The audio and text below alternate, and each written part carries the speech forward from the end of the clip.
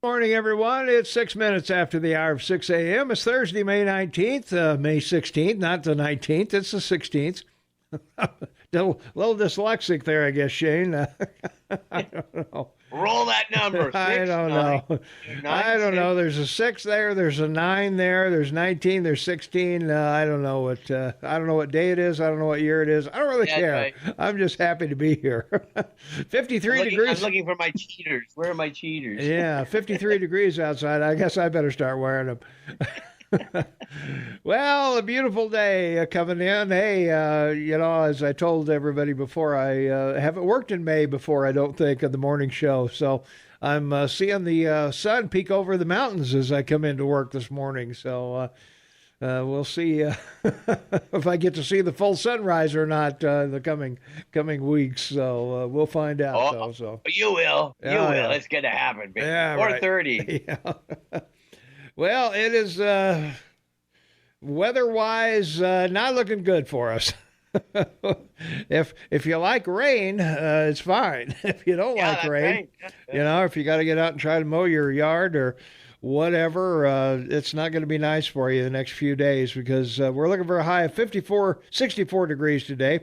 And 45 the overnight low, and thunderstorms in the afternoon. We got about an 80-90% chance of thunderstorms beginning about 8 or 9 o'clock tonight and going overnight. And then continuing into Friday, 55 will be the high, 38 the overnight low, a little over a half inch of rain expected. Saturday, 51 degrees, 34 the overnight low, and about a 60 to 70% chance of rain most of the day. And not too much accumulation, maybe a quarter inch or less. And on Sunday, the rain leaves, but temperatures go down. 48 degrees, 34 the overnight low. It'll be cloudy. And then the rain returns on Monday. 46 degrees will be the high, 35 the overnight low. There may be a mixture of rain and snow on that Monday, so be advised of that. You might get some snow flurries on your way into work that morning. And 51 degrees on Tuesday, 36 the overnight low, and PM showers again, and all the way till the 25th, showers every day, at least a 50% chance all day long. So that's what you got. That's what you got going for you. Temperatures around the area right now: 52 degrees in Livingston. It is 51 in Manhattan, 53 in Three Forks. It's 48 in Gallatin Gateway. 47 in Ennis, 46 in Gardner. Big Sky is 42, and at the airport in Belgrade right now it's 49 degrees. We're sitting right at 53 comfortable degrees this morning with some wind, and pretty nice so far. So there we go. Get out there and fertilize the yard so the rain will wash it in. Yeah, it will do that. So, well, on this day in history, we had a wedding, Shane. 1770. Marie Antoinette. We remember Marie, right? Let them eat cake. Let them eat cake if they. That's right. Last queen of England. She was She was actually German. Yeah. Her father, Francis I, the Holy Roman Empire. She became Dauphin of France, May of 1770 at the age of 14. Yeah, she married the future king who was 15. That's right. And ran into that amazing revolution and lost her head at 38. So yes, she did. Yes, she did. What they drink at their nuptials? Exactly. Kool-Aid? Probably. Accented with a lot of champagne. I was going to say, I guess drinking age back then didn't matter because I think, didn't France used to serve wine in schools at one time? Yes, they did. For a long time? Mm-hmm. Something like that, yeah. Well, the fascinating thing was that whole issue about water. No one understood how to drink water and why it would be healthy and sometimes would kill you. So, yeah, that's true. Yeah, so you had to drink something that was purified in some way. That's right. Exactly. So wine was the answer. That's right. Or beer. Or beer. There you go. Well, in 1868, the first person to be convicted of impeachment, or charged with impeachment, I should say. Yeah, U.S. Senate failed by one vote to convict President Andrew Johnson, who was vice president to Abraham Lincoln.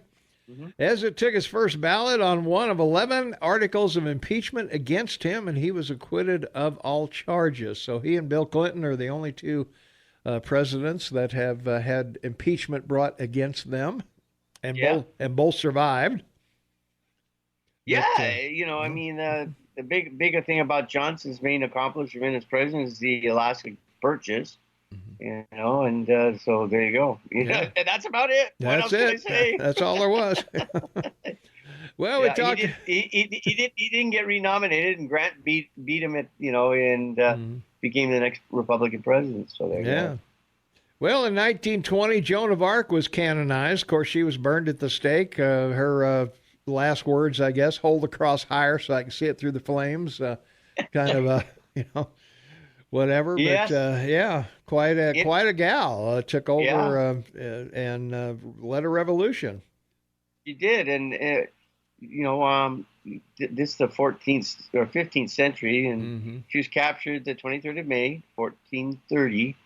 And of course we talked about this a couple of times already this year, but it was the British, those British, you can't trust them. Saxony, that caught her, and you can't trust those limeys. Tried her and then put her to death.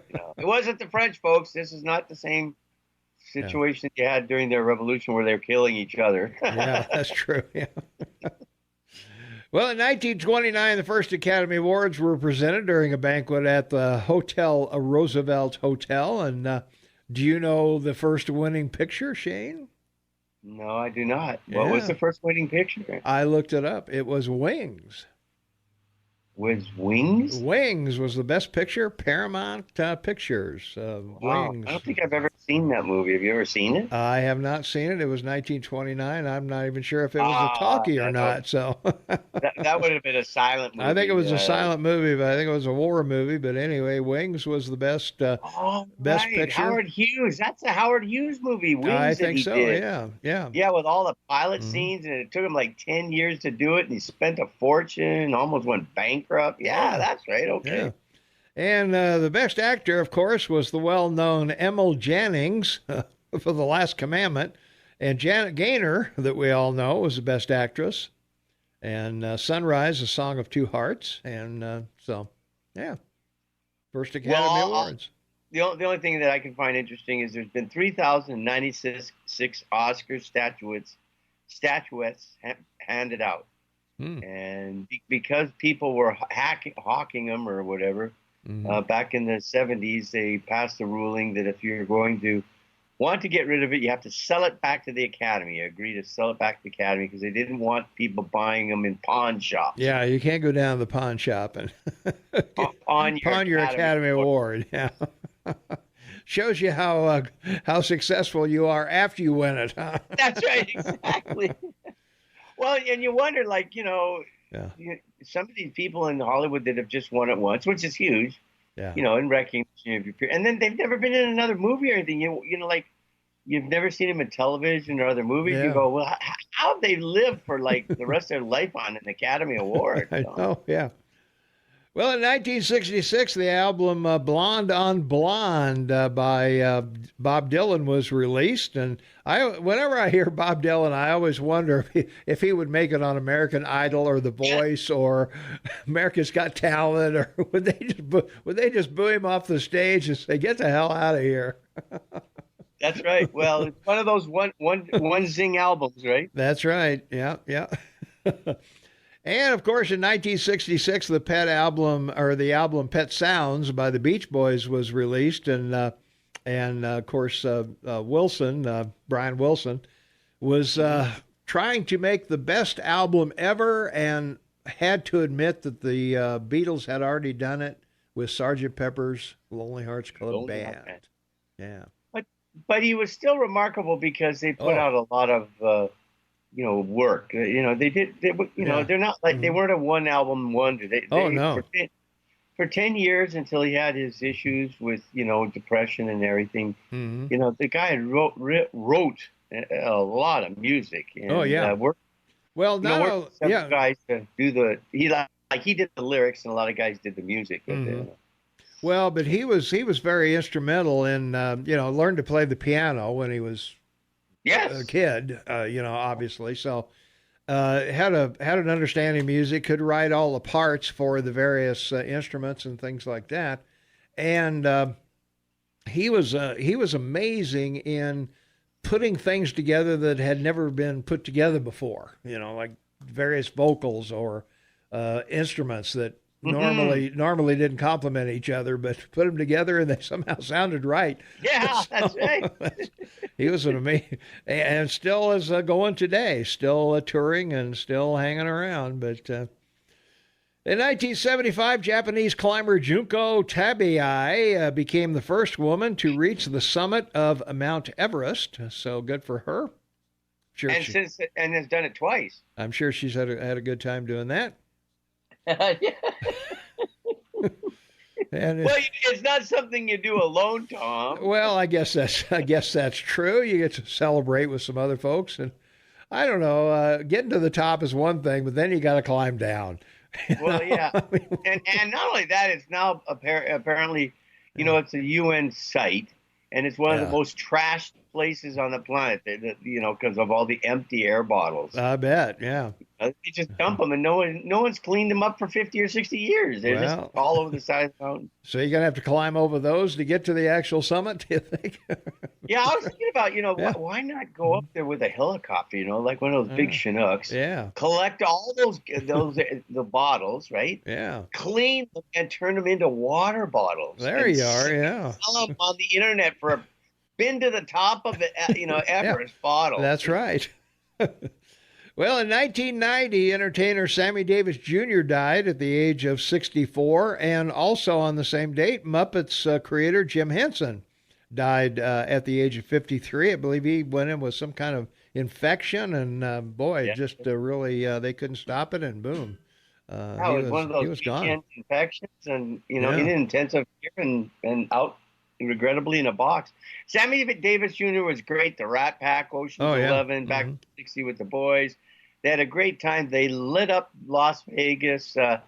Actually got the opportunity to see him, and great entertainer. The Candyman was his biggest hit of all time, and of course we've heard it over and over. Oh yeah. But he's public. He was one of the first African Americans to publicly support a Republican. It was Richard Nixon. Hug Nixon on the air. Yeah.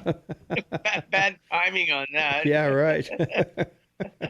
Well, what can I tell you? One of his most famous lines was golfing with Jack Benny in Vegas, and Jack Benny asked him, what's your handicap? And Sammy Davis Jr. looked at it and said, talk about handicap. I'm a one-eyed Negro Jew. Yeah, there you are. Right. Well, on that one, we got to take a break because we got Montana News and Agriculture. We've got the other stuff coming up as well, and we've got to test our emergency broadcast system. So we'll be right back right after this. 25 minutes after the hour, it's Thursday, May 15, 2019, 53 degrees outside. Shane and Tobin on the line with me, half man, half amazing. Vancouver, British Columbia, Tom Eagleoff, your morning mayor in the house. And this is the KMMS Morning Soapbox with Tom and Shane, which is why, Indeed. Which Together. Is why we're here. A 20% mind between the two of us. That's it. There you are. Well, let's see. 1991 on this date, Queen Elizabeth II became the first British monarch to address the U.S. Congress. So there you go. Yeah. How cool is that? And that was the Clinton years, right? That's right. Yeah. 1997, Zaire's president, Matubi Sese Seko, ended 32 years of autocratic rule, giving control of the country to rebel forces. So. Known as Mobutu. Yeah. Pretty sad guy, chief of staff of the army. It was a coup that he took over from Patrick Lumumba in 1960, ruled for a very long time, like 32 years, and basically destroyed the country of Zaire. It was a feeding country when he took over, lots of resources, and he just embezzled everything and, became one of the big leaders of the ANC, the African National Congress. And no one could get him out. and no one was willing to give him a bullet and take one, so they had to wait for him to die. There you go. Well, in 2002, the remains of kidnapped Wall Street Journal reporter Daniel Pearl were unearthed in Pakistan. And, of course, we all know that they filmed Pearl being beheaded by the bad guys over in the Middle East. And, I remember it being played on Michael Savage's website when we carried him at that time, and YouTube and it was Facebook. all over the place. Yeah, it was everywhere. Very so bad. yeah, Very it was bad. a very sad deal. So 2003, 5 simultaneous suicide attacks claimed the lives of 33 victims and a dozen suicide bombers in Casablanca, Morocco. So you wonder what kind of issues you had being raised to be able to strap yourself with a bomb to kill other people. I mean, I know, yeah. I mean, and it can't. It's so wrong to be called a suicide bomb. It's just a mass killing, right? I mean, it is, yeah. I'm amazed we haven't had more suicide bombings in the United States. Yeah, I am too. In Canada, right? Yeah, yeah. I think they come here and they see our strip clubs and they see our movies and they see our TV right. And they say, "Whoa, I'm not blowing this place up." That's right. We ain't got nothing like this in Cairo. That's right. Exactly. 2005 Newsweek magazine retracted a story that claimed investigators had found evidence the Quran was desecrated by interrogators at the U.S. Naval Prison at Guantanamo Bay. The story had sparked daily protests in Afghanistan. So, yeah, there we go. It's just one of those cultural issues we have to face. All right.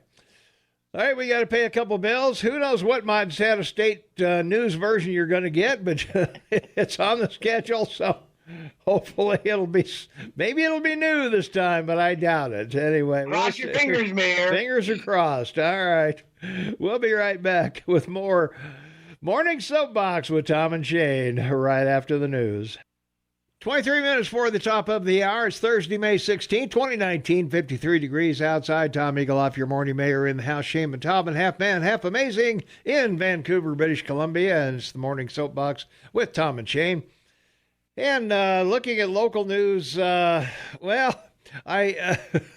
hard for me to imagine an embattled science department at MSU. Yeah, me too. Yeah, that's a good story. What are they?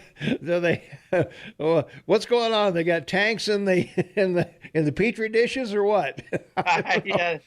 I don't know. That's a hard one to wrestle, but it makes for a good print, doesn't it? I guess. I don't know. The embattled cell biology and a neuroscience department at Montana State University has been placed under the wing of the larger microbiology departments so it can thrive and grow, Shane. That's right. Meanwhile, your Montana leaders are talking about new incentives to lure more grads or college grads to the state of Montana. Really?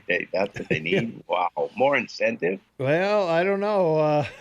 We seem to have an exodus out of here when they get their degree. There's nowhere to make a living here.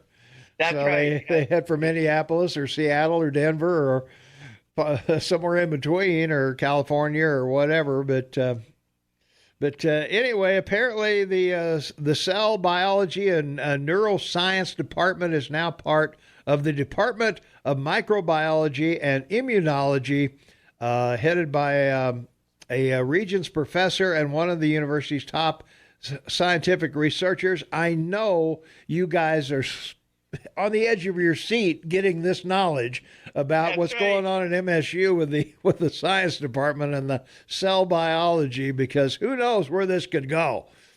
Well, I don't think that, being in that area is a safe area in the school. I mean, that's probably not. I was going to say, you wear a gas mask in there, a hazmat suit, or yeah, exactly. I was going to say, I don't know if I want to even associate with the people that come out of that building or not. That's right. Who knows? Who knows what they've contracted in there? Yeah, I don't think washing their hands may be enough. I know, and when they talk about thrive and grow, I don't know. That makes me That makes me wonder. That's something to talk about. I don't know. Well, anyway, I guess MSU, this reorganization will take care of the embattlement, I guess, of the science department. So we're pretty excited about that. So we're more than happy to bring this news to you because more than likely you're not going to see it anywhere else unless the place explodes or whatever. So I think I'm happy we're going to an ad. Yeah, right. We're going somewhere else. Yeah, that put that down as the most boring story of 2019. Exactly. All right. We'll be right back with more right after this. 16 minutes before the top of the hour. It is Thursday, May 16th, 2019, 53 degrees outside. Tom Eaglehoff, your morning mayor. Shane Matobin, half man, half amazing in Vancouver, British Columbia. And this is the KMMS Morning Soapbox with Tom and Shane.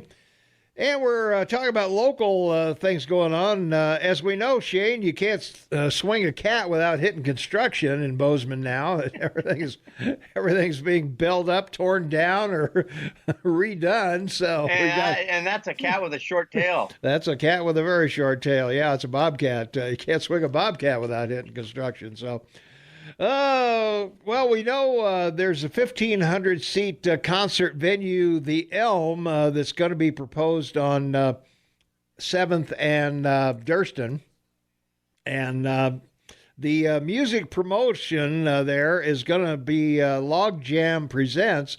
And they're also going to be in charge of all musical production and entertainment and activity associated with ticket concerts for the Rialto as well, with the hope of bringing more live music to Bozeman. And so I think that's a good deal that we'll have both the Rialto and the ELM out there to bring live music to Bozeman and give probably local artists a chance to, put their wares forward. And that's right. Yeah. And it's really hard to get people to come to college campuses now in your country because of all the issues with demonstrations and stuff. So well, that's true. It'll be music entertainment. Yeah. Not sure what they're going to do with the parking at 7th and Durston, though. You're going to have a 1,500 seat. That means you need probably at least 300 cars. Some people would walk, obviously, and some people will come one in a car, some will come four in a car, five in a car, or whatever. But I don't know. That space there doesn't look like unless you're going to put a parking garage there. That's right. And walking in the middle of winter and snow, it's pretty tough. I don't know. So you may need 800, 900 parking places there. That's right. The streets will be full as well. So I don't know. We'll see. But anyway, that's right. But yeah, it'll be nice to have two venues where we can hear live music. Either traveling through or local, whichever is available. And I think that's great. I wish them well. So why not? Yeah, go for it. Let's see, in other news, the city considered, I guess, using tourism funds for infrastructure. So I don't believe that's what tourism are for. According to Daryl Slim, the executive director of the city's Tourism Business Improvement District, it would surprise me because in the last 9 years, the city has never altered the budget we proposed. We've been very unified board and unified with the city commission, so I'm not sure where the mayor's coming from as to what she plans on doing with this. So I don't know, but I love it. The reason I love this story is I'm so impressed how government can find money to spend. I know, yeah. Yeah. They keep asking for more money to spend, but gee, they can also find money to spend. That's what I get a kick out of that story. Yeah. Hey, Paul, it's Peter. Come over here. I want to talk to you for a minute. Yeah, exactly. Hand me that dish, will you? Yeah. I think I need a couple of bucks here for a pothole. I need a tith or two to do some road repair. Yeah, so help me out here, will you? So, well, I don't know where this is going to end up, but anyway, through the district, the city's 30 hotels collect $2 a night fee from each of the rooms, bringing in about $1.2 million annually, and we got more hotels on the way, as everyone knows, of course.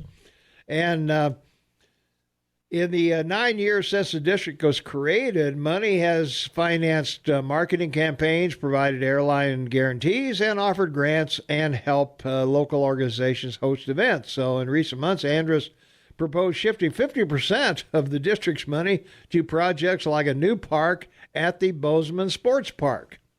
Of course. I think they should put money into a tailgate party for the city. Well, that's right. Yeah, I think all it should be free lattes and pizzas to make up for the park fee and the Law and Justice Center and the safety building and the new high school and all of those things. I agree with you there. Yeah, we should be. We should really be. We should really be doing that for them. And so, well, I don't know if they're. I don't know if they're gonna. Knowing our commission, this will probably be another 4-1 vote with Krause being the lone voice in the wilderness. Mayor, I agree with you. If I was on the commission, I would put, I'd put a bill up and say we got to send a pizza to everybody, in the town. Everybody in the city that pays taxes, we should send them a pizza. Just to say thanks. Yeah, I think they need at least a voucher, a pizza voucher. Oh, okay. That's even better. A medium. 2-topping. Let's not go overboard. No, nothing extreme. Yeah. Got to be responsible. That's right. So I agree with you. I think everybody's pretty well tapped out, and they're going to be asked to approve a Law and Justice Center and park fee of $200 a year added to their property tax, and of course you got to have to pay for the high school and the public safety center as well. So I think people have come to the conclusion that hey, you know what? I'm gonna take a break from funding the city for a while. Like for a decade. Yeah, I think 10 years will work. Let's do that. So we got to take another quick break. We'll be right back right after this. 6 minutes before the top of the hour. It's Thursday, May 16th, 2015, 52 degrees outside. Shane Taubman on the line with me, half man, half amazing from Vancouver, and Tom Eagleoff, your morning mayor in the house. And it's the KMMS Morning Soapbox with Tom and Shane. And, hey, if you miss any of our broadcast, hey, you can check us out anytime at KMMSAM.com. Download, word of the day. Download. We just passed 750. 750 shows have been downloaded on our page over there. So how cool is that? We appreciate that very much. You guys liking the show and taking the time to download it and listen when you can. And it's pretty fun to see that. It is. Yeah. It is. Makes you feel sort of important. Yeah. And you can also do the same thing on our phone app, AM 1450 KMMS. Get over there with the phone app. And also, we've got a message history, a new message on your smartphone, AM 1450 KMMS. Right. Right next to Listen to Us is the message.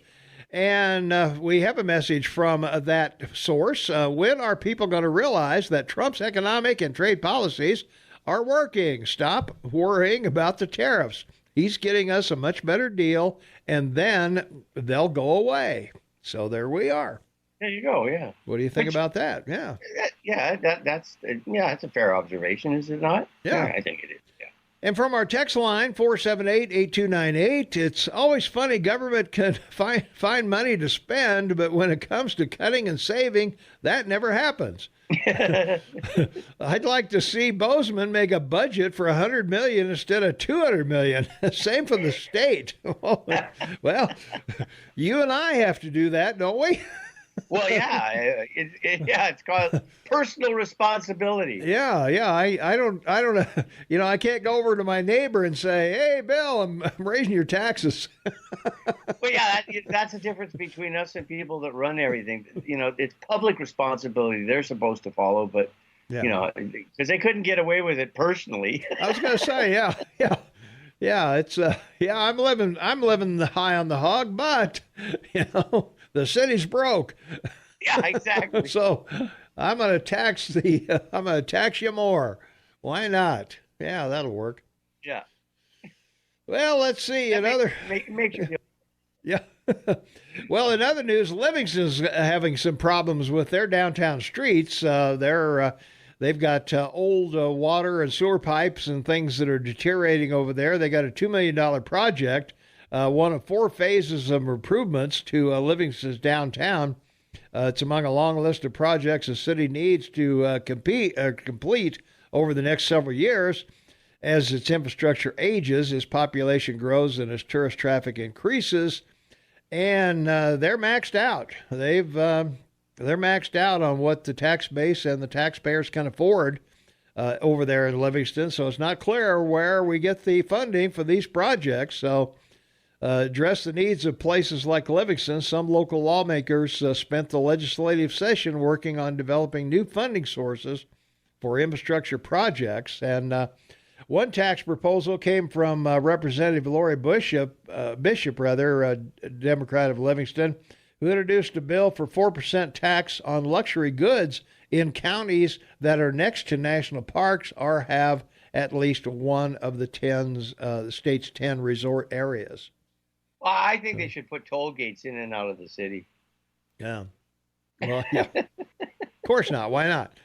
Well, I mean, if you get, what is it, 11, 12 million people visiting your state, particularly that close to Yellowstone Park? Yeah. Charge everybody a toll going through the city to get to Yellowstone Park. Well, there you are, yeah. From our text line, 478-8298, government can always spend and cut taxes and borrow from China and stick it to our kids.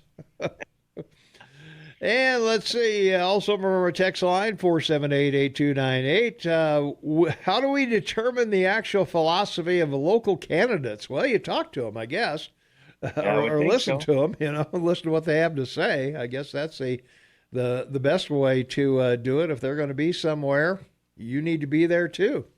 That's right. Or they all have websites now. Well, most of them do, that's for sure, yeah. Yeah, I don't know, in recent years, I know I've looked it up from time to time during the elections, and we will again in 2020, but in past years, the Democrats have been much better at putting up information about the candidates and the pictures and how to contact them and speeches and all of that stuff, and the Republicans have got to have this page that says, we're Republicans. Well, thank goodness, because if they didn't, we wouldn't know about the new Green Deal, right? So, well, that's true. You got to thank them, right? I guess so. I guess. Well, we'll see who runs on the new Green Deal here locally. We'll see how that works out for them in the polls. Exactly. Yeah. All right. We got to duck out of here. Coming up, 5 things you need to know, of course, and also we've got to talk about the Alabama abortion bill. We're also going to talk about DeBlasio getting into the presidential race. And, Shane, do you realize that 71% of Americans can't get into the military because of, we'll tell you, physical fitness? Well, that too, but that's only one thing. We'll cover it all when we come back, so stay tuned. A lot more to come on the Morning Soapbox with Tom and Shane. Hey, don't forget you can download our programs anytime you want, KMMSAM.com. Just click on Tom and Shane's podcast. It'll take you a link over to there, and you can listen to any of the shows you want. Download them, listen to them, whatever, like them, and comment on them, and whatever. We'll be right back.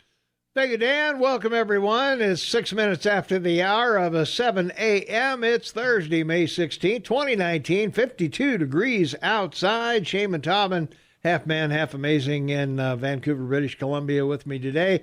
And Tommy Goloff, your morning mayor in the house. And we've got callers waiting, Shane, so let's dive in. 522-TALK is the number, 522-8255. Caller, you're on the Morning Soapbox. What's your name? What's going on?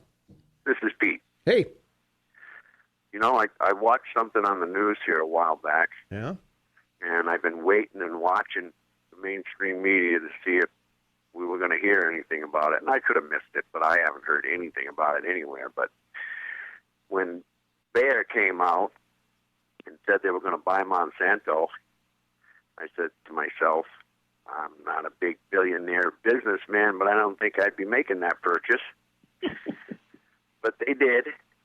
They spent $63 billion cash to buy Monsanto.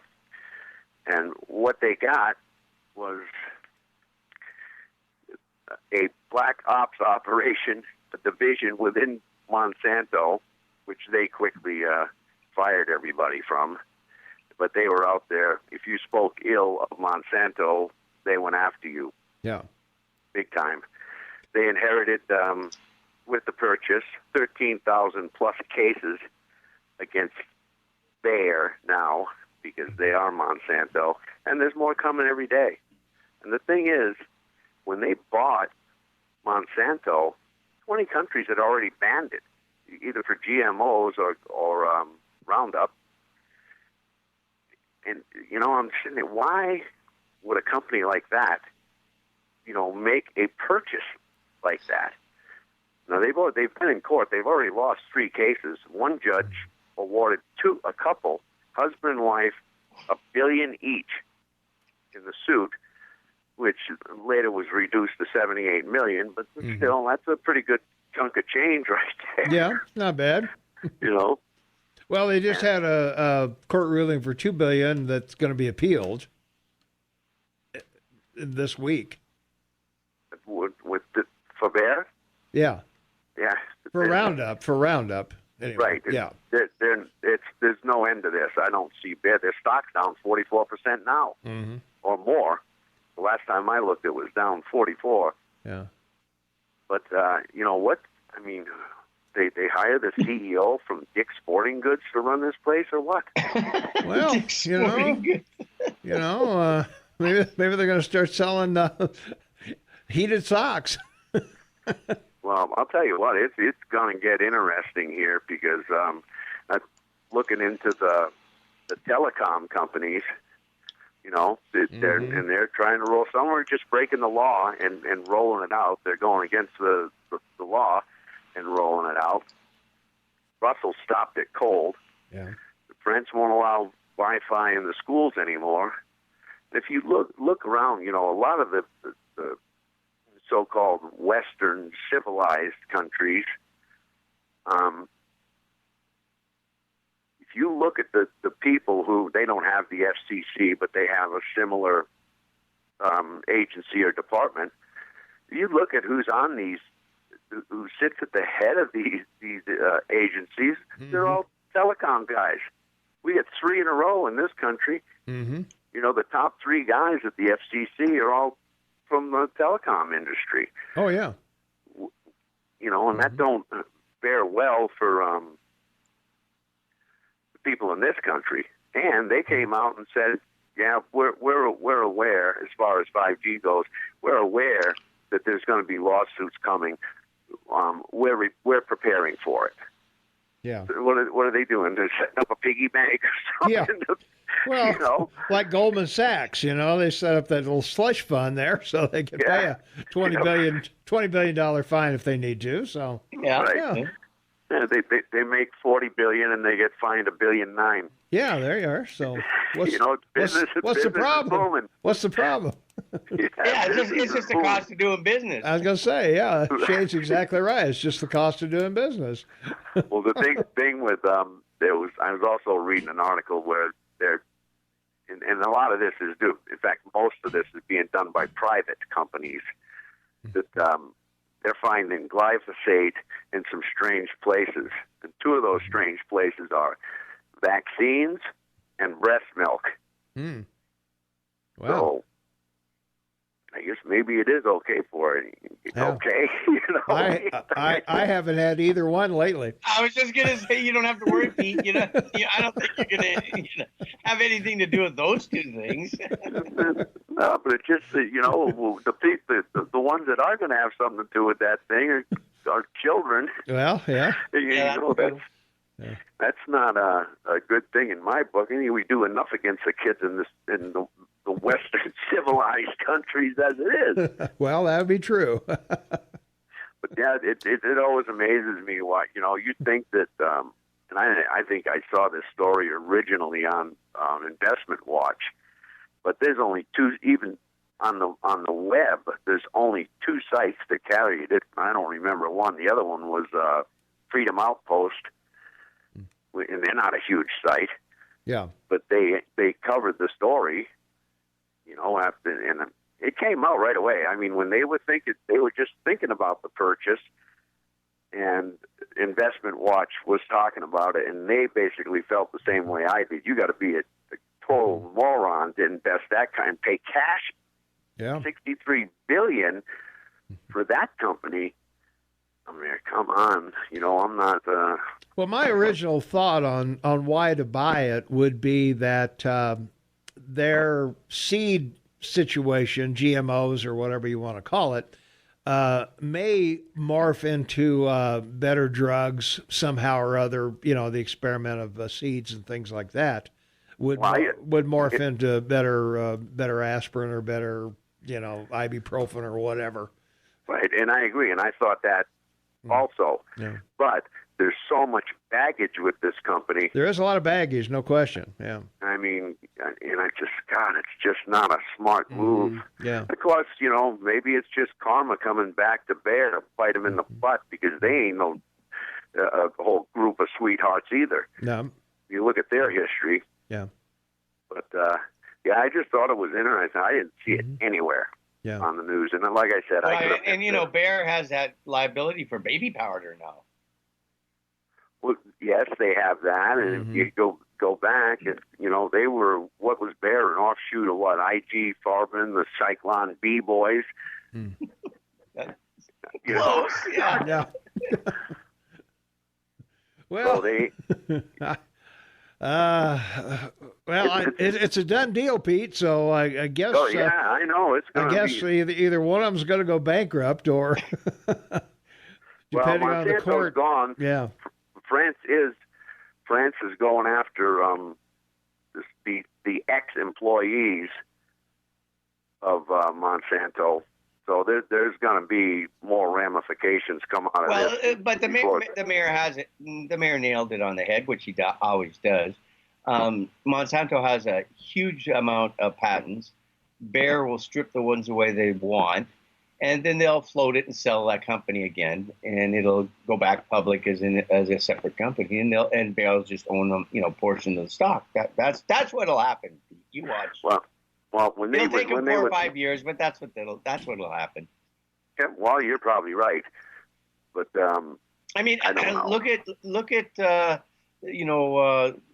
car company that just went public. I mean, last year they lost $1.8 billion. Oh, Tesla. Not Tesla. The car that everyone drives, Uber.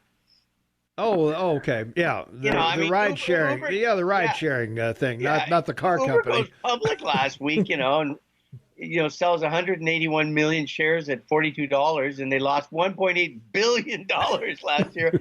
And in their filing with the SEC, management says right in the file, we don't expect to make any money in the near future. Yeah, so right. Lawsuits, come on, Pete. What's the big deal about a lawsuit? Yeah. Well, when I was looking at the whole thing here, especially in this so-called Black Ops division that they had at Monsanto, this is right out of Big Tobacco's playbook. It's the same exact thing. That they did exactly what Big Tobacco did. So I guess they study. Yeah. Yeah. And it worked for these guys for a whole Big Tobacco. years. Big Tobacco came out okay on the other end, so I guess maybe Monsanto will too. Monsanto's gone. It's all Bayer now. But when you got lawsuits coming in every day, and you got 13,000 sitting in a pile to begin with, it's going to take them a while. Yeah. We'll see, but you're right. I wasn't even thinking of that. The baby powder, that's going to be a big one. Yeah. And big business ain't what it used to be. They play the game a little different nowadays. Well, of course. Big business is not what it used to be because it's bigger now. Yeah, it's way bigger. There you are.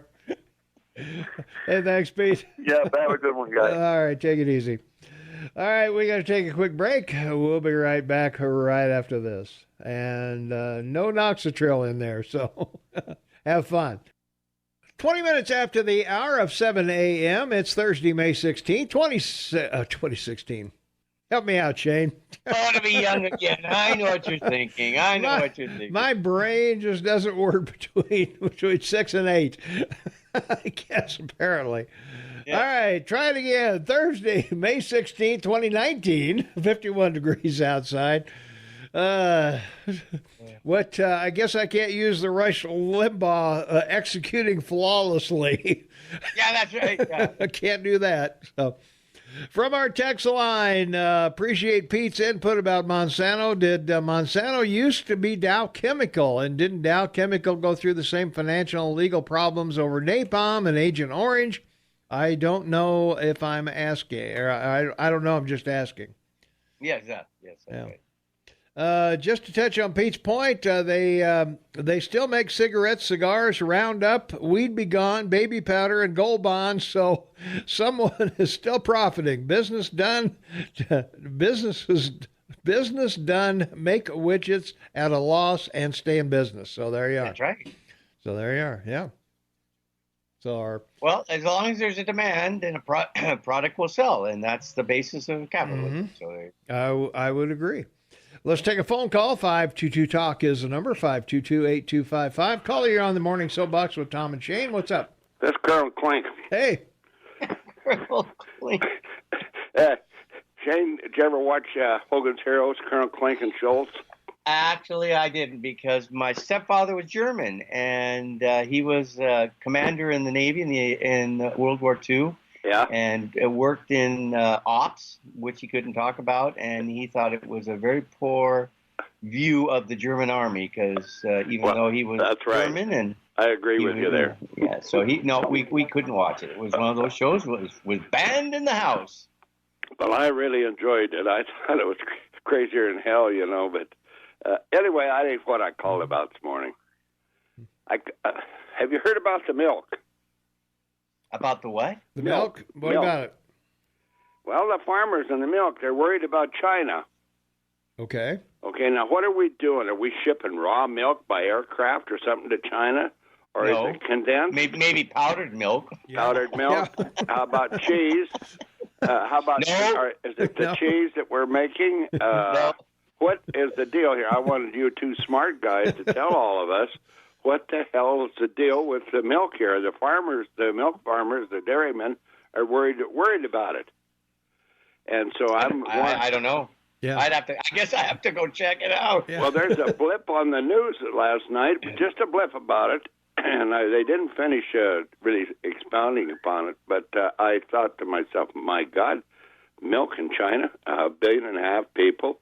If you want me to guess, I would say it has probably something to do with the new trade agreement between Canada and the United States, because of the outrageous 300% tariff Canada has on dairy products. Yeah, I know. So the concern the Chinese have is that the United States would be entitled to raise significant tariffs on products from their country under the new trade agreement, something like that. Well, I'll read about it and see. Well, the only thing I know about it is we make powdered milk, we make cheese. Mm-hmm. Okay, we have whole milk in various different varieties nowadays. I'm wondering if there's some of them smart farmers out there that's maybe studying it more than me, and you two guys can call and tell us about it. My big question for you is: there a single Chinese food product that you would buy? Is there? Yeah. I think that we buy a lot of it all the time. No, would you buy a food product from China? Would I? It'd have to go through our government, FDA approved for. No. I'm asking, if you went to the store and there's food products from China, would you buy them? I probably would. I've eat Chinese food in China, and it's good food. I will tell you that it's good. In Siam or Vietnam, that's good food. You go into Hong Kong, China, you used to get British food, that the Brits made, and you get Chinese food there. The best food I ever ate in my life, believe it or not, was Australia. That is the best I ever. That was the best I ever ate. Was there. But anyway, I'm wondering about this milk. Okay. Now, I know some dairy farmers. Joe Boss out here, he milks a horrendous amount of cows. and there's other folks here in this Holland settlement that are friends of mine that milk these cows. And I'm wondering if there's one of these milk farmers or somebody could call in and tell us what's the milk? Why are they worried about the milk supply? I want to know that. Yeah. Well, are you looking, Tom? I am looking while you guys are talking. So go ahead. Reports that China wants American milk. How the hell are we going to get it there to them through an airplane? No, by ship, refrigerated. So it's only a 3-week process. Well, I'll tell you something. It takes 15, 20 days at least to go across the ocean in a ship. Okay, and it takes about 17. My son flies from Canada there, from Edmonton to the Philippines in a 17-hour flight.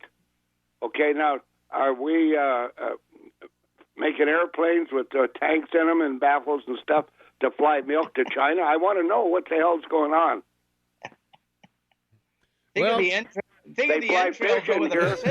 Hey, they fly fish in here in tanks. A friend of mine was a pilot, and he had a big airplane, and they had tanks inside the airplane, okay, and baffles in them, and they flew fresh fish in here to Bozeman. That's fact.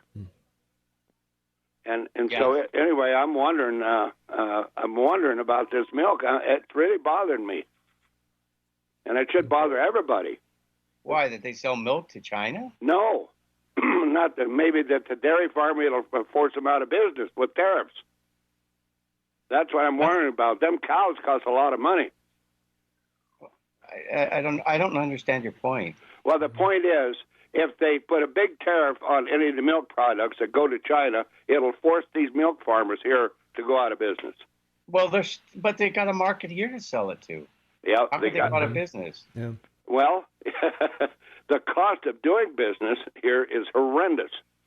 I mean, in the farming industry, it really is. And I could go on and on about that. We've talked about that a lot down here at the Corner Cafe here. I talked about the farmer, the young man that's trying to farm and stuff like that, how much machinery would cost for a 600-acre plot of land. It's about $500,000 for the machinery. And it goes on and on. But the thing is, if they would put an import on our milk products like cheese, brick cheese, maybe cottage cheese, I don't know what they do, and if it was so much, we couldn't sell it. Look at our wheat. We can't get the wheat out of Seattle to China. The wheat prices are going to hell, so the cattle prices. Now, there's got to be something here besides these tariffs that are causing this. And this $400 billion trade deficit we have with China, that's a no-no. Yeah. Trump's right there. He's right doing what he's doing there. We can't stand that. Yeah. But I would like to have some of these, maybe Joe Voss Jr. could call, or somebody could call and tell us what the hell is going on with this milk. All right. Well, we'll try and find out, Clint. But I got to go. I'm up against the bottom of the hour. Thanks for the call. All right, we'll be right back with more stuff right after the news at the bottom of the hour. You'll probably get a repeat of Montana State News, but it might be a different repeat. So stay tuned because we may ask questions later. Hang on. We'll be right back. 23 minutes before the top of the hour. Thursday, May 16, 2019, 51 degrees outside. Caller waiting on the line. Caller, you are on the Morning Soapbox. What's up? Well, this, Shane asked the critical question, would you buy a food product from China? And my answer is yes. Okay. I'd buy fillet of dog. Oh, there you go. Yeah, why not? Why do you think their national dog is called a chow? Good reason, I guess. Right now they have 100 million pigs that they need to get rid of because of African swine flu. What do you think they're going to do with them 100 million pigs? Africa. No, they're going to eat. They're going to eat them. Oh, okay. Yeah, and them pigs are going into Chinese food, going to take some pressure off the dogs. Okay. You don't let a dog run around loose in China. Well, or Venezuela. Or Korea. No, they eat dogs in China for sure. Yeah. And they make little fur parkas out of their fur. They like them chows. Okay. Makes sense to me. From China. All right. All right. Coming to a fresh food market near you. Yeah, well, the market just opened, so we'll cover it real quick. The Dow's up 107, Standard & Poor's 500 up 13, NASDAQ 26. Asia's warming up a bit. They're not down as bad as they have been the last week. Europe is all strong, all green across the board. And it's interesting because, commodity prices have shifted, quite a bit. Soybeans are up to $8.42, another high for that.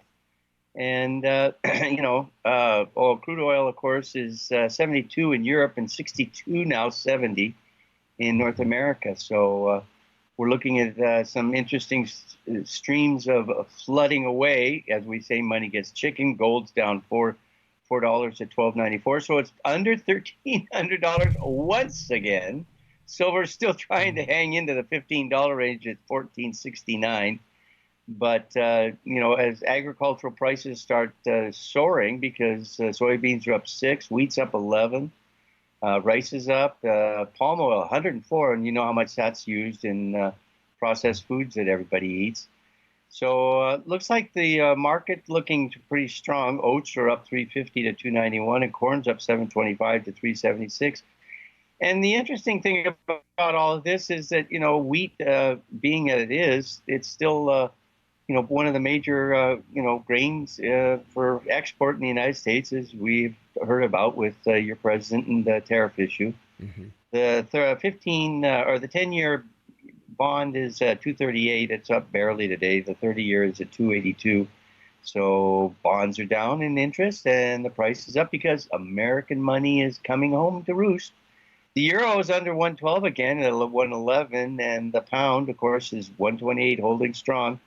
All right, the Canadian dollar is 132. But look at China. They're at 6.9 to the U.S. dollar. So they're trying to maintain that high yuan because of the concern they have for tariffs.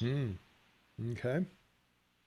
So there's your market update for the day. All right. Sounds good. All right, we got to take a quick break. We'll be right back. 16 minutes for the top of the hour. It is Thursday, May 16th, 2019, 51 degrees outside. Shane Matabin on the line with me from Vancouver, British Columbia, half man, half amazing, and totally on track today. He is rocking. Oh, gosh. Okay, 5 things. This abortion issue now has risen its head. Oh, yeah? Not a good political policy to follow for the 2020 election because it's the year of the woman. Yeah, I thought you'd want to know about the milk. Well, it's so funny because Bloomberg did report that China is demanding the opportunity to buy actually more milk because. And they're doing for the farmers what, decades of farm policy could not do, and that's sell off all the milk their cows can produce at record prices. So it's a good fortune for dairy farmers. I don't know what he was talking about. Mm-hmm. And it's due to the exploding demand from emerging global middle classes around the world. And it is a product that now can be, frozen and shipped. And, and so it's a good thing for American dairy. I don't see the bad problem there. Yeah. Well, the good news is China imports 60% of the total volume of soybeans traded worldwide to make the high protein feed it needs for its cattle. Yeah, for one thing. And to make soy milk, too. Yeah, that's true. According to a study by academics in China and the Netherlands, if Chinese milk consumption grows as forecast, using its current farming methods, the global emission from dairy production alone will increase by 35%, and the land needed to feed cows for China would have to increase by 32% in the next 30 years. China's ambition to triple its milk consumption will have major global consequences according to the study's lead Dutch researcher. China's own capacity to produce more is limited by its lack of resources. So if the additional milk to meet demand in China were mostly imported, we would have to find 2 new countries the size of Ireland and give them over completely to producing feed just for cows milked either in or for China. Well, and the fascinating thing about China is we've talked before, it's a large country, but 2/3 of it's uninhabitable. Mm-hmm. So it's not like they've got a lot of area for, dairy farms. Seriously, I mean, it's a serious problem. There you go. From our text line, 478-8298, could Shane please give us the price of Bitcoin when he does the market update and the price of dog in China? So if you help us out there we may want to start exporting our dogs over there if the price is right. That's too good. I like that. Also, I apologize to one of the texters. I accidentally deleted your text. It said something about Trump should declare a national emergency or something like that. If you want to retext that to me, I will make sure I get it on the air for you. For our text line, 478-8298, what do you think of Bill DeBlasio and his presidential run? Well, we were going to talk about that as well. So, well, I don't know. He's got an approval rating of 40% in his own city. And if you read about this guy on Wikipedia, it's hard to find a more liberal person living than Bill DeBlasio. I mean, this guy has been in every fund, every Save the Whales from, to the sage grouse to the smelt fish, whatever. Yeah, right. I mean, this guy does it all. I don't know how he got into Trump Tower the other day to make that announcement about he's going to go after builders and Trump in particular if they don't, do something about their buildings by 2030 with his new legislation for green buildings in New York. Green New Deal, yeah. Wow, amazing people. Well, the escalator behind him was filled with Trump folks. They're saying he's the worst mayor ever, and whatever. Exactly. And boy, there's a case for that. I mean, sanctuary city. He wanted more Planned Parenthoods for more abortions, and they already abort more black babies than are born there. Mm-hmm. So, leading us over to the abortion portion that we're going to... Nice segue, man. Yeah, that we're going to talk about right after our next break here. But, DeBlasio makes what, 23? Yeah, 23. I guess, going for the gold, as they say. So... Yeah. Well, he certainly would have name recognition, but outside of he could be popular on the California coast, because they're as wacko as he is on most things. But Camilla wouldn't like that, would she? Yeah, no, she wouldn't go for that, but. Yeah, as long as they keep going after this global, climate change BS and whatever, I think that's a losing thing, and that's about all they got to go for. They've lost the abortion battle, obviously, with the late-term abortions. They've pretty well lost the immigration battle because they were saying, "Oh, there's no problem there," and now there is, of course. So they don't know what to do about it. So they're not going to run on. They're not going to run on. Getting rid of voters. So I don't know. They're, gun control. They don't have too many things to run on that I can see. So change the electoral college. Oh wow, it just goes on and on. I mean, it's remarkable to realize that your federal elections are decided on plurality.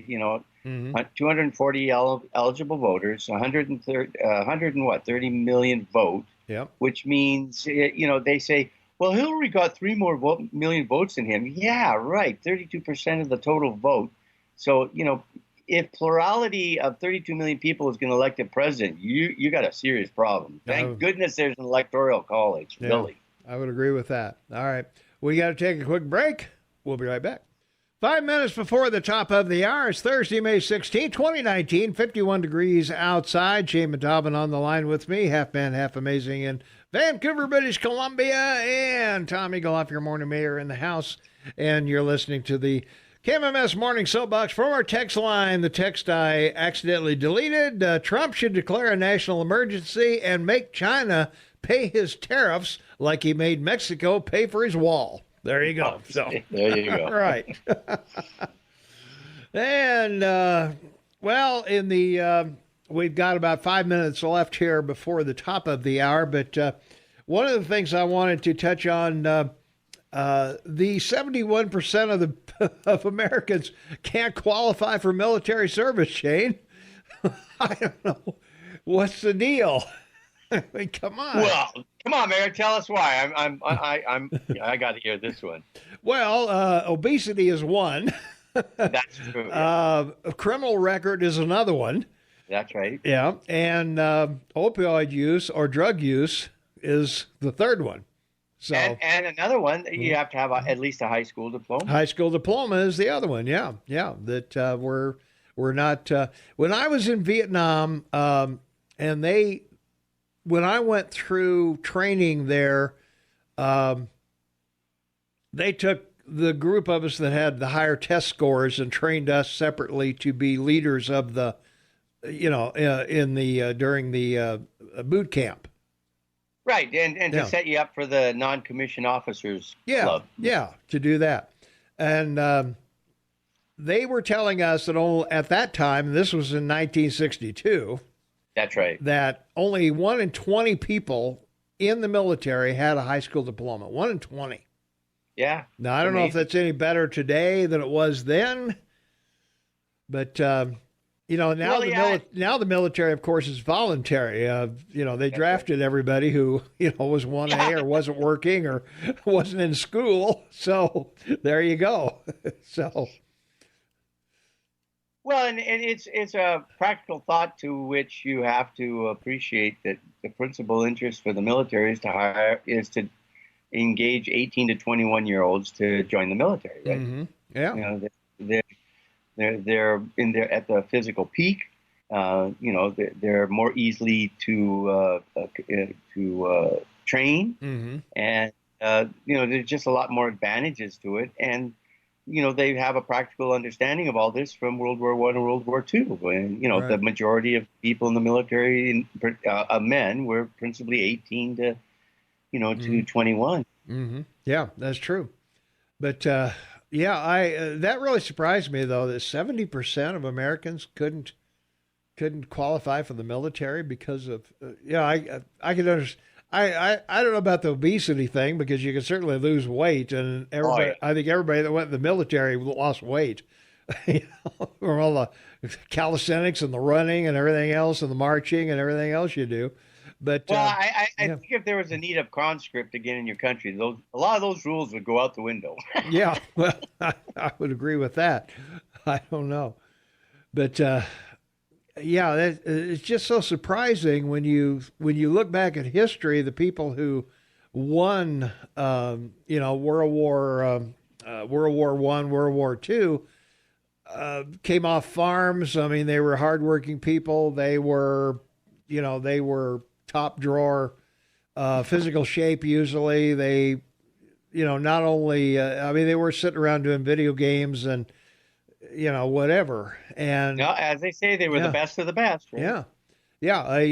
If a war has to come along that's a bad one, that was the best time for it to come along, I guess, as far as we were concerned anyway. So, but that's a sad commentary on our society. 71% can't get in the military. Well, and as you say, we've talked a lot about the 21st century and the internet and everything, and the inability for the millennials to socialize. Yeah, they don't. And this is another problem, like you say, people playing games and not going out and exercising or anything, but just playing their games and being a home alone. Yeah. Let's take a quick phone call. We got about 30 seconds. Caller, you're on the air. What's going on? Tom and Shane, it's Paul. Hey, Paul. Not everybody that went in the military back then lost weight. Were you one that didn't? I was in basic in November and December in Fort Ord. Yeah. I graduated high school at 6'2" and 135. I came out of basic at 185. All right. Well, you put on some muscle then while you were in there, didn't you? Yeah. That's well, the first formation at the basic training company. Sergeant Lamb, who was my I got to go. I'm sorry. I'm up against the clock. 6 minutes after the hour of 8 a.m., it's Thursday, May 16, 2019, 51 degrees outside. Looks pretty nasty looking through Michelle Wolf's window over there to the to the Minden Hall. Yeah, that's right. It's pretty dark out there. I don't see any sun coming in her window. So I don't know. It's pretty bad. Well, let's see from our text line 478-8298. The draft is coming back this time with women. Transgender in women's sports and the draft. Ain't feminism great? So I guess we'll see if I don't know if there's much hope in bringing the draft back, but there'd have to be one heck of a major emergency around the world to bring the draft back, I would think. So I would think so too. Yeah. It's not a likelihood. Yeah. All right, let's go to Alabama because Alabama Governor Kay Ivey signed into law on Wednesday a bill prohibiting nearly all abortion procedures in the state, with no exception for cases of rape or incest. The measure, which passed the Alabama State Senate on Tuesday night with a vote of 25-6, makes performing an abortion a felony. To the bill's many supporters, this legislation stands as a powerful testament to Alabamans' deeply held belief that every life is precious and that every life is a sacred gift from God. Ivey said in a statement, "This is the country's most restrictive abortion law and only allows exceptions when a woman's health is at risk." So obviously they're looking for a court challenge. Well, and now 22 states have, passed laws in opposition to abortion, and that's why we've talked that all these liberal states are passing laws in support of abortion.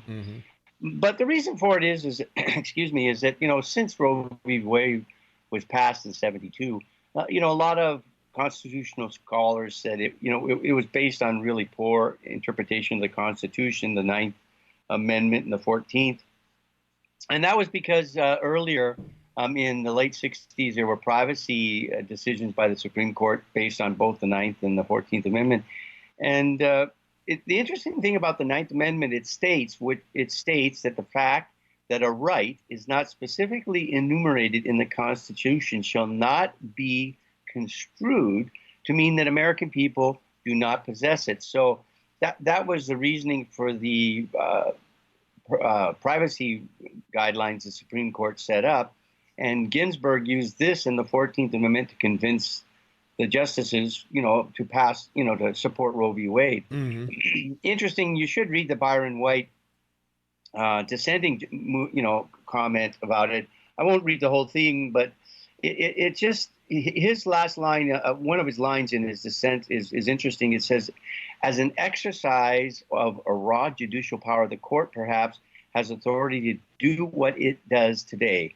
But in my view, its judgment is an improvement and extravagant exercise of the power of judicial review that the Constitution extends to this court." Wow. What a line of legalese. Yeah. No one understands a word you just said. No, so and my reasoning, as we've said, is I think it will end up in the Supreme Court. They won't reverse Roe versus Wade. They'll send it back to the individual states to decide. Yeah. Okay. Well, I'm not sure it'll end up in the Supreme Court. Okay, well, that's good. We'll see what happens now. Well, what will happen is it'll be struck down by a lower court, and that decision will be upheld by an appellate court. And as long as you got two courts that don't like it, there's no reason for the Supreme Court to hear it. Yeah. And I think that's what's going to happen, and it's just going to go away.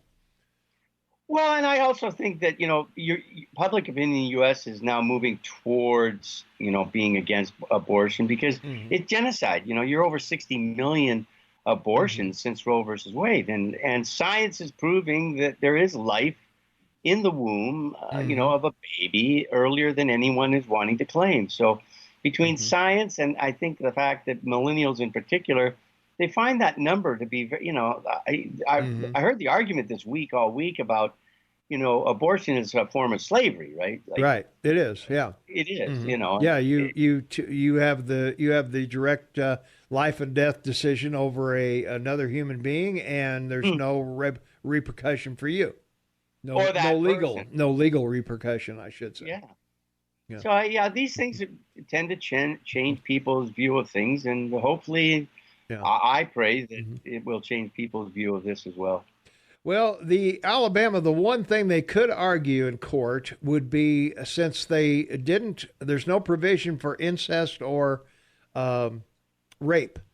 That's right. That would mean that their position would be that human life begins at conception.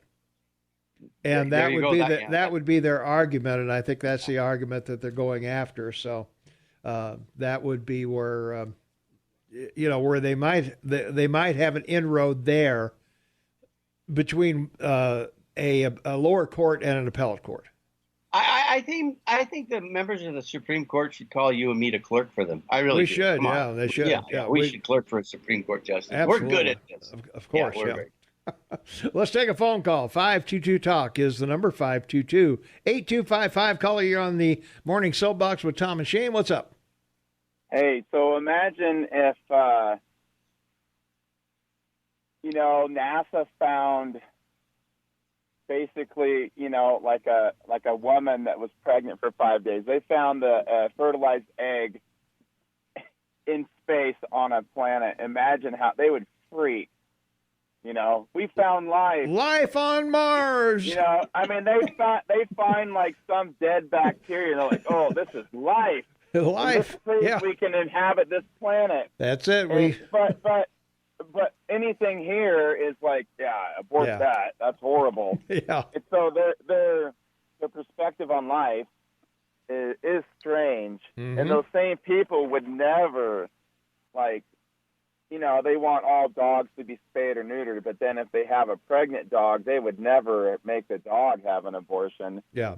But then they'll take those babies and kill them later. Yeah, or give them a lay or whatever, One thing that there's a contradiction is that the people that are in favor of abortion talk about a woman's reproductive rights. Well, that's an oxymoron.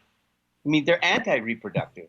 Yeah. They're not reproductive. They don't support reproductive. They're anti-reproductive.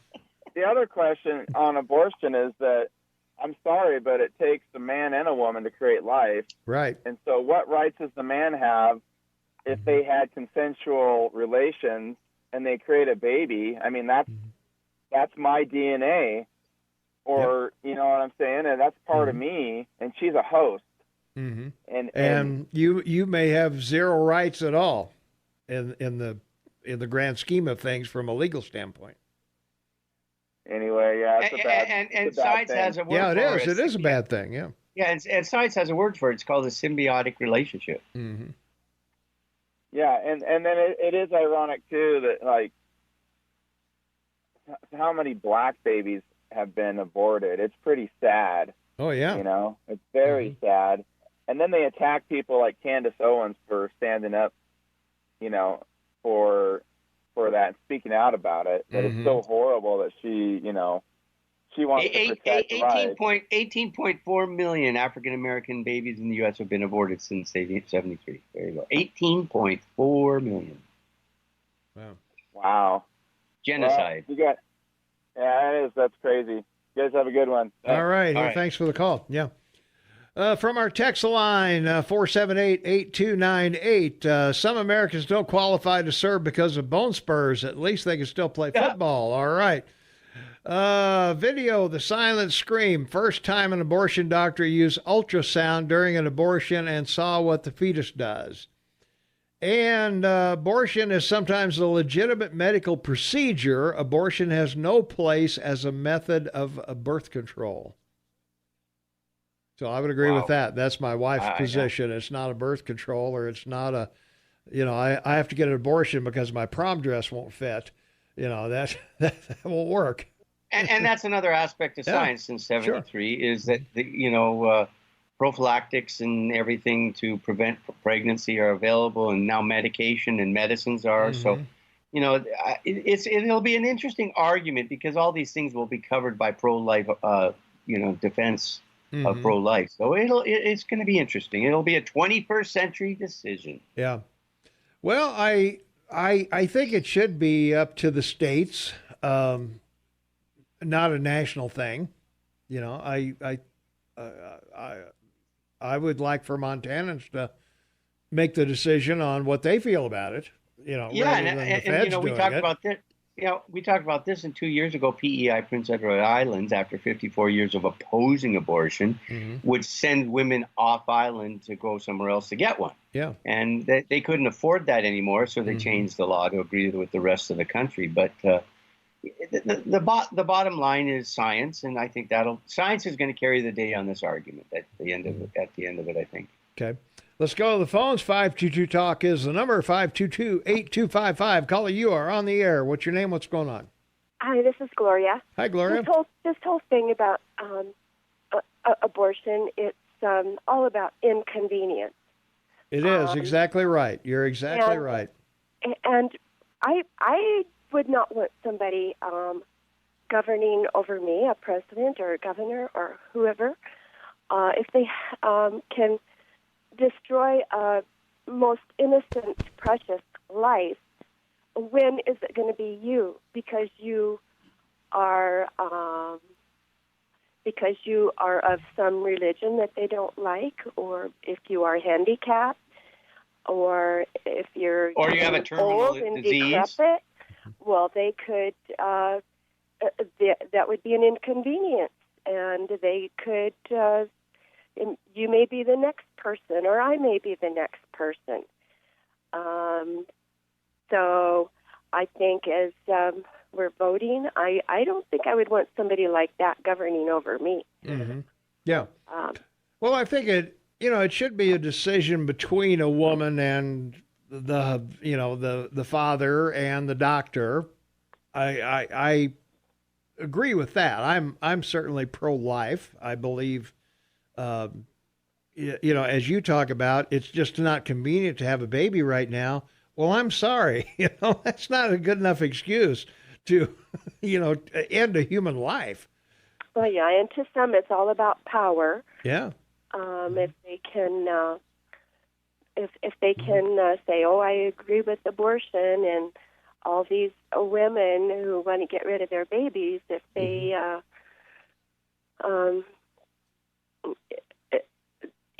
they're going to vote for somebody who is going to agree with them, and not necessarily whether it's a right or wrong thing. Yeah, I agree. Hey, thanks for the call. Thank you. Mm-hmm. Caller, you're on the air. What's your name? What's going on? Yeah, this is Joel. Hey, Joel. Hey, the devil's advocate here. All right, go for it. I know that you both have said that you are pro-life. If your wife's complication, possible death, would you allow a doctor to perform an abortion? Well, if I was going to save my wife, yes, because that's my life's partner. There are going to be exceptions to my personal, what happens in my personal life, and I'm not going to tell somebody else that, hey, your wife has to die to have that baby. I'm not going to do that. So the real honest interpretation of pro-life would be you would never kill the innocent regardless. For example, it's true. Somebody comes to my house and sticks a gun in my head and says, "Listen, Tom and Shane next door in that studio has come up with all kinds of things that are wrong with you two guys." He says, "If you don't go over there and kill them, I'm going to kill you." Ah, okay. I have every right then to go next door and kill the both of you because I've got a gun at my head. Right? Yeah. That's what the Germans tried to, when they got caught out in the Nuremberg trials, that was one defense that they had. If they didn't do what they were told, they were going to get killed. But I got to say this in all honesty. Everybody has to have his own. You have to stand on your own feet. on this issue, but yeah. Abortion under no circumstances. The baby in the womb has committed no crime in the form of incest or rape, and therefore you have no right to kill that baby just because it is conceived from incest or rape. I know that turns a lot of women inside out, but that's just the way it is. Well, that's what the Alabama one says, is that all life, regardless of whether it's incest or rape, is is a God-given life, and they're going to protect it. So, well, Joe, it's tough. I know it's a tough thing there. You don't think it's going to go? You don't think that it's going to end up in the Supreme Court and Brett Kavanaugh is going to get a chance to? Well, the reason I don't think it'll end up in the Supreme Court is that I think an appellate court or a lower court and an appellate court will probably deem it unconstitutional under Roe v. Wade, and it'll never make it to the Supreme Court because they're not going to take it because two courts have upheld it. Yeah. That's just a guess on my part, but okay, sir. Well, all right. Hey, thanks for the call. We got to take a quick break. We'll be right back. 25 minutes after the hour of 8 a.m. It's Thursday, May 16, 2019, 50 degrees outside, and we've got a caller waiting, Shane, so let's go to the phones. 522-TALK is the number, 522-8255. Caller, you are on the air. What's going on? Since you've become an international line, yeah, it's impossible to get through to you. I know. It's pretty hard anymore, isn't it? Yeah. Listen, this abortion issue, there are two things also in my mind behind it. Of course, there's many people who, and I agree with them with this late term abortion, all that horrible, that's murder. However, there is such thing also as responsibility. Both parties, the male and the female, there are, as you say, prophylactics out there that I wouldn't trust the male. But women should know better. So the responsibility. And second, don't you think it also has a little to do that the governments, the states don't want to pay for it? The states don't want, well, no, the states don't want to pay for it. The feds don't want to pay for it. That's what I mean. Yeah. So I think all this hoopla is more to do with the dollars than the abortion issue itself. Yeah. But that's my opinion. And as I said, responsibility. Women, don't come crying to me to bail you out. You have all the options out there, and the same men. As I said, males I wouldn't trust. So it's up to the woman, and stop crying. And can you imagine if there was no abortions at all? What would happen in this country, this overpopulation? And the thing, as I said, is it's the pets don't want to pay for it, and the states don't want to pay for it. So I think that's more behind it. And secondary about the Bollock running, if him and Destable, if they're aligning themselves with that party who want to eliminate Christianity completely, they're not Democrats, they're out-and-out socialists, or even worse, communists, and aligns themselves with these Arabic women, anti-Jewish, anti-Israel, etc. Never mind anti-Israel, I can understand, but anti-Jewish. If I said that something about the Muslims or the Arabs, that they would, hate speech. And none of the Democrats came out against it. And I wonder how much Arab money is going in there. Yeah. Well, I don't know. I know the government still contributes to Planned Parenthood, so that's kind of where we are. All right. Hey, thanks for the call. All right. Let's see. Yeah, we got about a minute left here before we have to take a quick break, Shane. So some quick stats. Abortion in the United States, 59.1 million since since Roe v. Wade in 73. 21% of all abortions or pregnancies end in abortion. 58% of all women having abortions are in their 20s. Black non-Hispanic women have the highest abortion rate. Black women abortion rate has reached 444 abortions per 1,000 live births. Wow. Well, non-Hispanic white women abortion rate is 124 for 1,000 live births. 37% of women having abortion are white. 37 are black. 19% Hispanic, and 7% other races. Women who obtain abortions are predominantly poor or low income in their 20s, unmarried. Black women and Hispanic women continue to be disproportionately represented among abortion patients. And 37% are Protestant, 28% are Catholic, 7% are other religions. So we'll be back to talk more about this when we come back. So hang on. A lot more to come.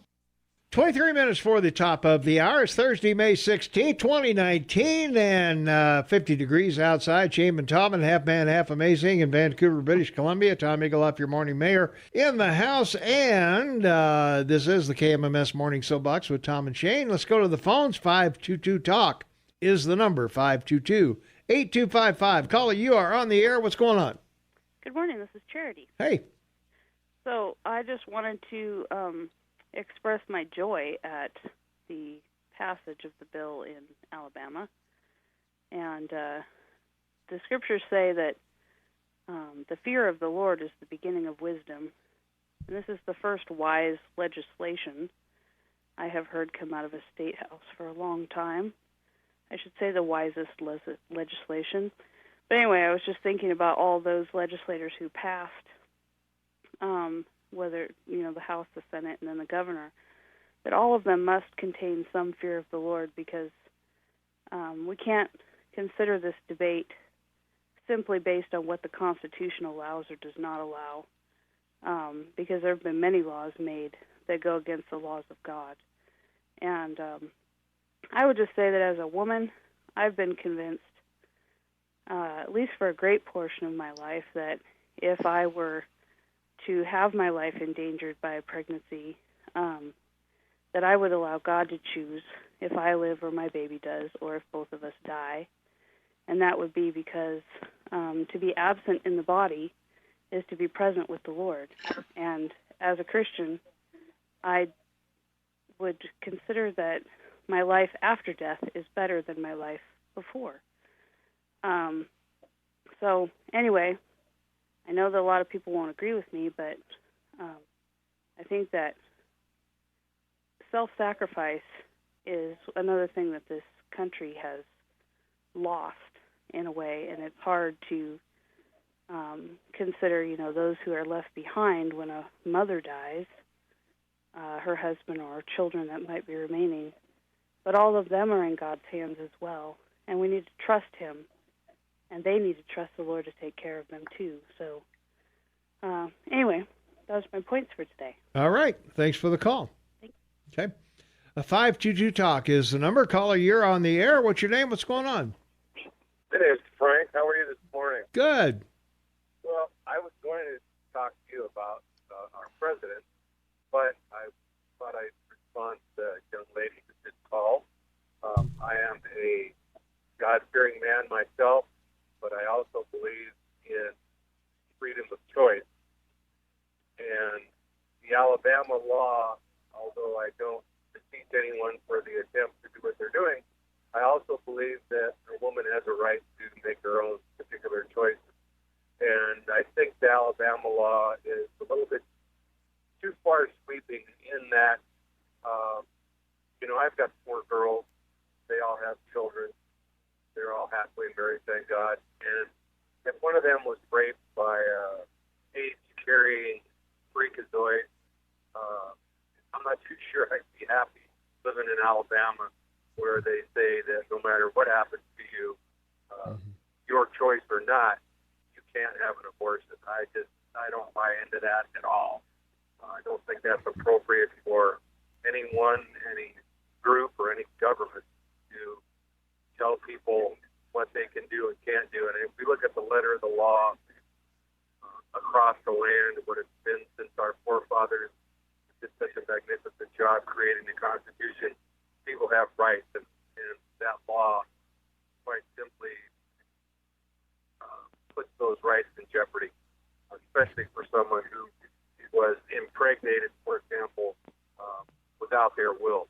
Let's say a 12-year-old girl gets raped by a maniac, and in Alabama she has to have that child. I just don't think that's appropriate.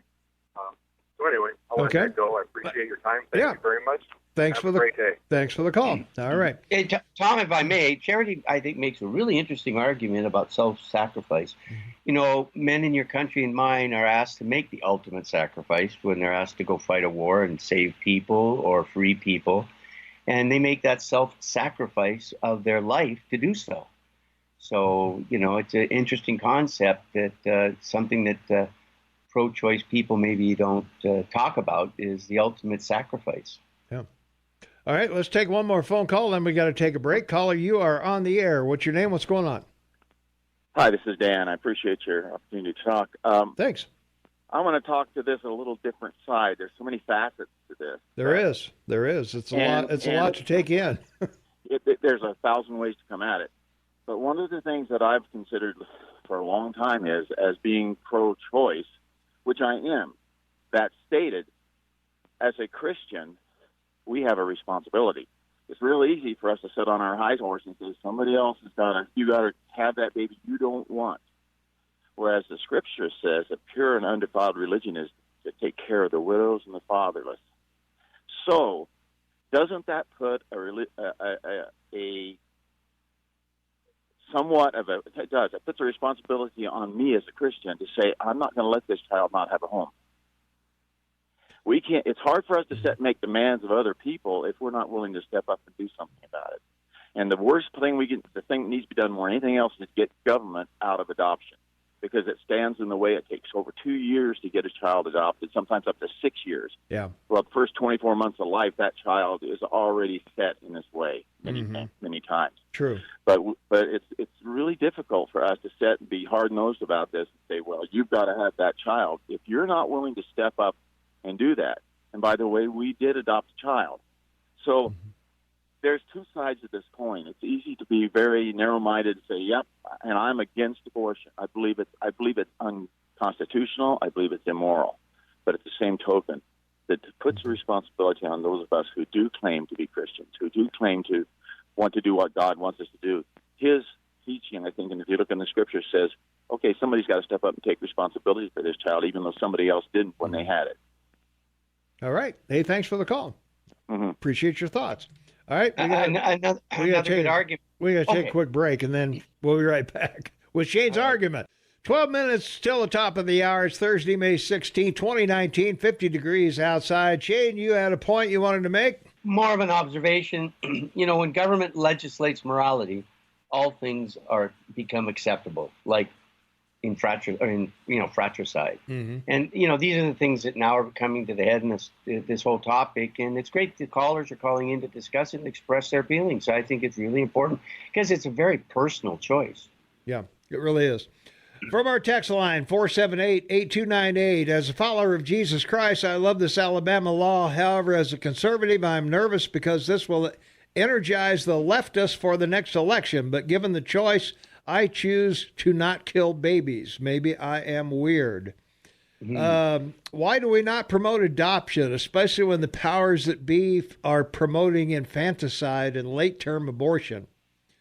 Remember, the first 270,000 victims of Hitler's were German citizens under government care. They killed them under the guise of compassion and social good.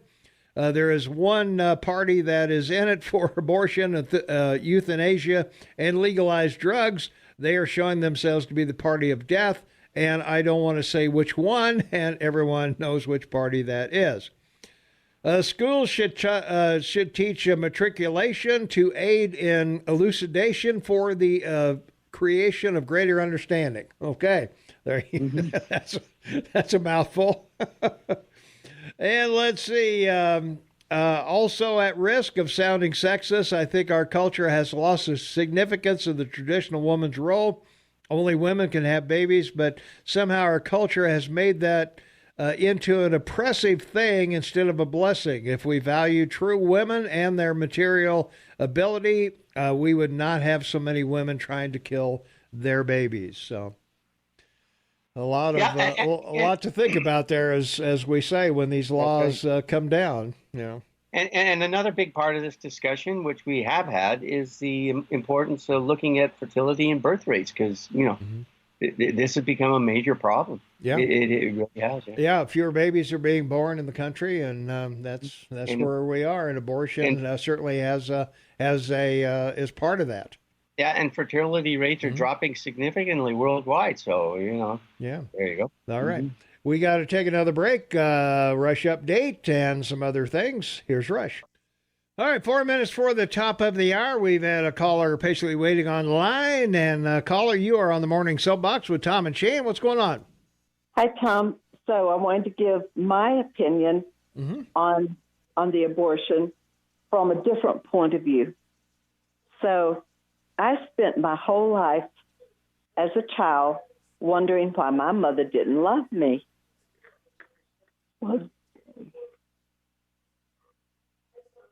It's okay. Keep going. Don't worry. We're here for you, darling. Okay. So I wondered why she didn't love me. She talked really mean to me, and she didn't talk that way to, golly, I can't believe this, to my older brother and older sister. She used a leather strap to spank me, things like that. When I was about 10 years old, I went to a vacation Bible school. Gosh, I'm sorry. It's okay. We're with you, darling. We're with you. We're here. It's within walking distance from my house. While there, I learned that Jesus loved me, so I gave my heart to God. Anyway, several times I asked my mother who my father was, and she would just get really angry and told me to stop asking that. Well,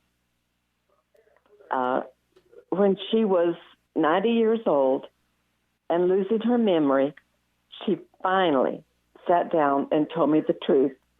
She had been raped. The result of that rape, I've had a beautiful life. And I am so glad she didn't abort me. She could have. She had that choice. That was in 1942. It would have been a dangerous thing then, but, she could have done that, but she didn't. So I've had a beautiful life, and I'm very glad I was not aborted. Well, thanks for sharing that story with us. Very, very important that we all hear that. So we appreciate you, and we're glad you're here. And we're glad you're a listener to us. Well, thank you. All right. God bless you, darling. God bless you. All right. Thank you. Bye-bye. Bye. All right. Well, that's a pretty poignant way to end the segment, isn't it? Wow. Yeah, quite a story. I'm holding it back, buddy. I'm holding it back. I know, man. That's well, it's one of the things that I've always, one of my favorite sayings, in every adversity is the benefit of an equal or greater benefit. 100%. Is the seed of an equal or greater benefit. So, have to say that. So, all right. Well, God bless you. Got to go with me here. We'll talk in the morning, and tomorrow is Friday. So we're looking forward to the weekend. So everyone be happy, be safe. All right. Hey, thanks, Shane. All right, from our text line, 478-8298, all views are welcome except the truth. Well, you got through.